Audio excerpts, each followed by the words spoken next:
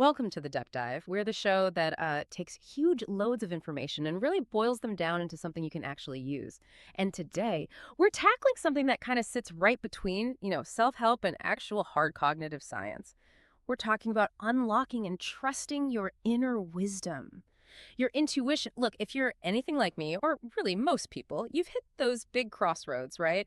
A job change, maybe a relationship thing, and your logical brain, it's going nuts with spreadsheets, pro-con lists, all that stuff.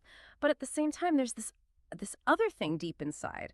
It's sending a really strong signal, often one that makes no logical sense. Could be a full stop, could be a huge pull forward. And for ages, we've basically been told, ignore that signal. School taught us rational step-by-step thinking is, well, the only smart way to be. Right. And that's exactly the idea, the myth, really, we need to challenge for you today.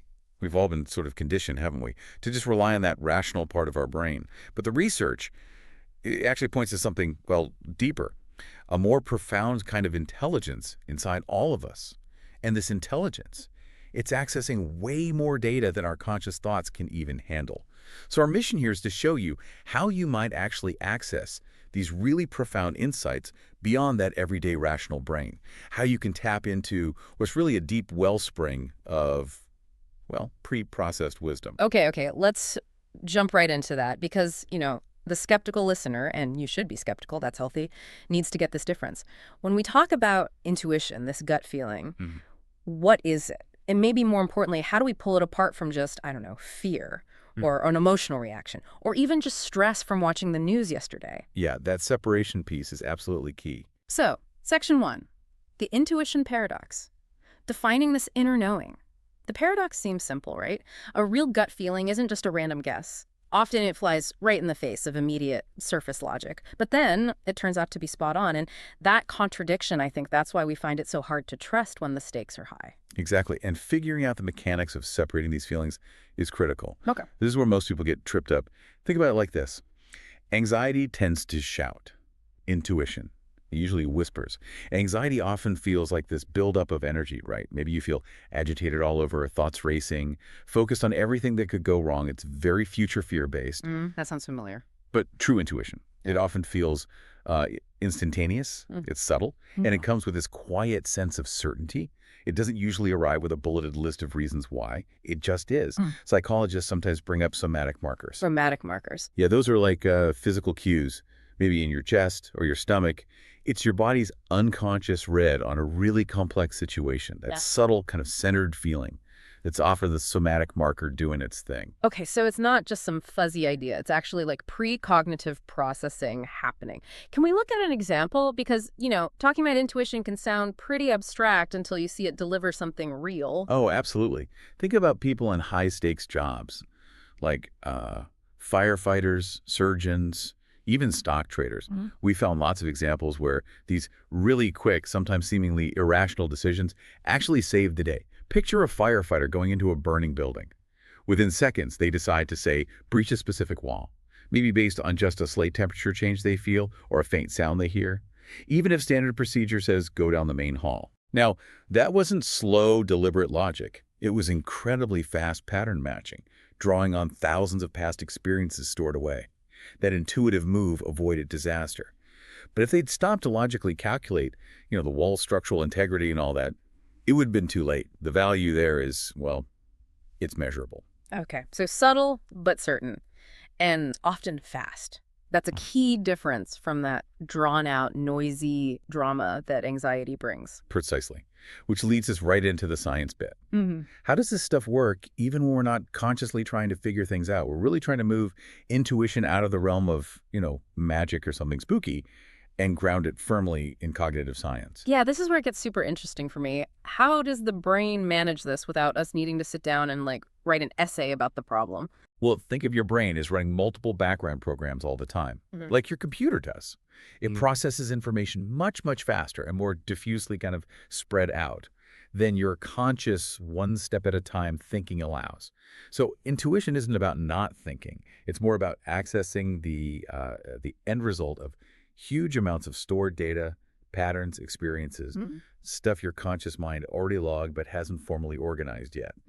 There's a concept here called thin slicing. Ever heard of that? I think so, vaguely. Remind me. It's the ability to find patterns and make surprisingly accurate judgments based on very little information. Sometimes just a glance, like you walk into a room and instantly you know the vibe. It feels hostile or maybe welcoming. Your brain didn't sit there analyzing 20 different data points consciously. It thin-sliced the cues, tiny expressions, posture, maybe even the quality of the silence, and boom, delivered the intuitive verdict. And thinking about evolution, that makes total sense, right? Our ancestors couldn't survive by carefully analyzing every single rustle in the bushes. They had to rely on quick, intuitive calls, threat, or just wind. That feels like a massive survival edge. Exactly right. It was essential. And if you look beyond just basic survival towards, say, human achievement, you see this power really clearly, too. Mhm. We're not just talking small daily choices here. We're talking about major breakthroughs. Think about some of the famous scientific discoveries. So many of them came from these intuitive leaps, not just from purely linear grinding logic. That's right. We looked into this. There were examples where scientists got stuck on a problem for years and then the solution just appears. Maybe in a dream or while they're out for a walk. Wasn't there that story about the chemist Kekule struggling with the structure of benzene? Yes, Friedrich Kekule. He couldn't figure out the benzene molecule structure for the longest time. Then he had this dream about a snake eating its own tail. Ah, the Ouroboros. Exactly. And that gave him the flash of insight. The structure was a ring, not a straight chain. That intuitive leap basically changed chemistry forever. His conscious brain was totally stuck. But the unconscious mind, doing its pattern recognition thing, served up the elegant answer. Okay, so if we accept intuition is real, it's grounded in science, it's clearly powerful. Then the big question for you, the listener, becomes, how do we actually do this? How do we cultivate it? We essentially have to learn to turn down the volume on all that mental noise to actually hear the signal. And this is where we get into really practical, refined steps. Right. The first one comes up a lot, but maybe we can apply it specifically here. Quieting the noise with mindfulness or meditation. It's not just about chilling out, is it? It's about getting better at noticing those subtle somatic markers you mentioned earlier. Precisely. When you're practicing mindfulness, specifically for intuition, the goal isn't just to empty your mind.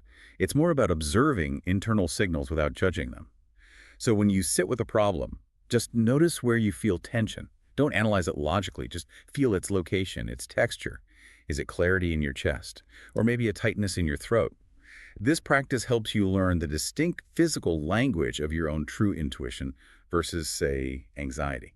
That's a really useful shift. Treating the physical feeling itself as data, not just something uncomfortable to get rid of. Okay, what else? What about tracking this? The second method involves tracking and validating your hits. But again, let's be specific. Instead of just general journaling, try implementing what you could call a decision audit. A decision audit. Okay. Yeah. So when you make a choice based on an intuitive feeling, write down three things. One, what was the actual intuitive feeling? Be specific, like subtle certainty in my gut or a sudden feeling of no. Two, what was your rational mind arguing for or against? And three, what action did you actually take? Then later, once you know the outcome, you revisit it. And you validate not just whether the outcome was good or bad, but the feeling itself. Was that specific feeling predictive? Over time, this builds a personal database that can actually prove to your skeptical logical brain which kinds of inner feelings are reliable guides and which are just, well, noise. That's brilliant. You're basically testing the hypothesis of the feeling itself. I like that. What about when you're actively stuck on a tough problem right now? That brings us to the third strategy, the power of the incubation period. If you're really wrestling with something and getting nowhere, the best thing you can often do is step away. Yeah. Walk away from it. Let it marinate. Exactly. Your brain needs that downtime to switch gears and activate something called the default mode network, or DMN. That's the brain network linked with introspection, mind wandering, future planning. It often lights up when your conscious, focused mind relaxes. Solutions rarely pop up when you're staring intently at the screen, right? They tend to come during a walk or in the shower, or maybe while you're doing some simple, repetitive task. Letting the problem just simmer on the back burner is critical for those non-linear creative solutions to surface. Okay, so even with all that prep mindfulness, the decision audit, incubation, we still bump up against that biggest hurdle, just the fear of getting it wrong. That moment of truth comes, you have that subtle certainty, but your rational mind screams for proof before you act. And intuition rarely offers that kind of proof up front. That's when the second-guessing machine kicks into high gear. Absolutely. And this is where we need to dive even deeper into the skepticism. Yeah. How do we stop ourselves from just using confirmation bias, labeling every good outcome as intuition after the fact? And crucially, How do we tell the difference between genuine intuitive wisdom and that really persuasive, often very familiar voice of our own ego? Ooh, yeah. That distinction feels paramount. Because if your ego is pushing you to take a huge risk just because it'll make you look good or feel powerful, that's not wisdom, right? That's just preference pretending to be destiny. You've nailed it. The essential difference often lies in the source and the energy behind the feeling. Hmm. The ego is usually highly defensive, it's reactive, it tends to pull you towards confirming what you already believe or want, Mm-mm. or it pushes you away from anything that threatens your current comfortable self-image. And the ego tends to be loud. Lots of intense self-talk involved. Mm. True intuition, on the other hand, it's usually quieter, it feels more neutral somehow, and often it actually challenges your comfort zone, but in this profound yet calm way. It doesn't seem to need external validation. It just sort of Right. presents the path. Mm. So to build trust, you really have to audit the feeling that comes with the insight. Does it feel heavy, loaded with personal desire, maybe fear, or does it feel kind of light and clear, even if the path it suggests looks difficult? So the way to beat the skepticism isn't really about taking one massive leap of faith then. It's more about small steps, Yeah. building evidence. Exactly. You build that confidence incrementally. Yeah. Start small. Use your intuition for minor daily things. Which route should I take home today? Which email should I open first? Just small stuff. And then this is key. Consciously celebrate those little wins when your intuition pans out. That becomes data for your logical brain.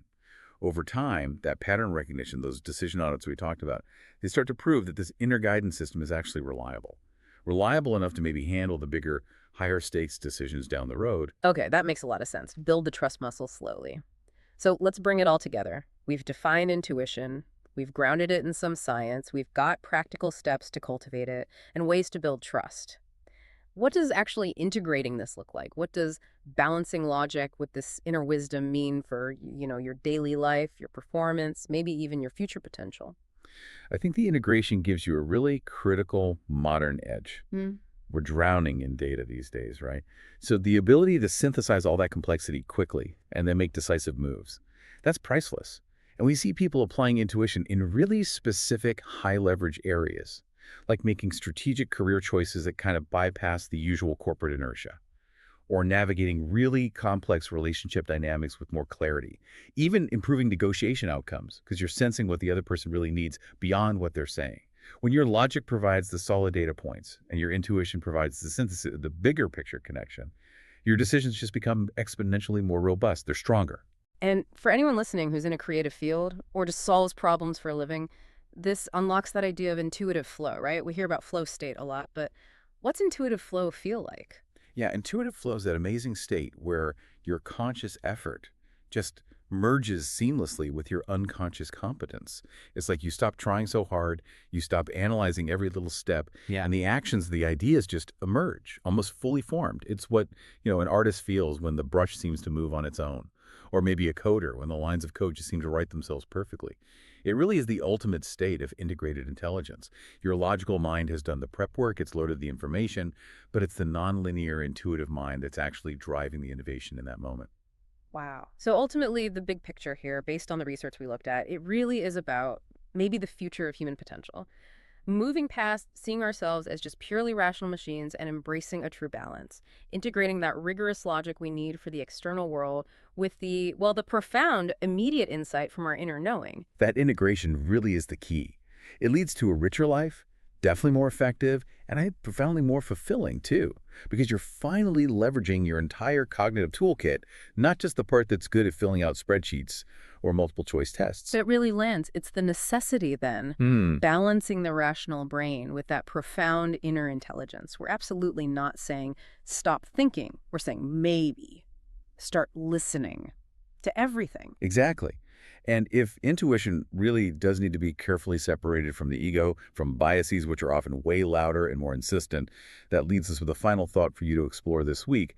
Think back on maybe the last 3 significant insights or sudden urges you had. What specific physical feelings, what emotional qualities came along with each one? Was it that quiet certainty we talked about, the feeling of wisdom? Or was it more like the agitated energy of just wanting something, of preference? Try testing the source, track the pattern that emerges for you, and just see what your perhaps newly recognized inner voice tells you next.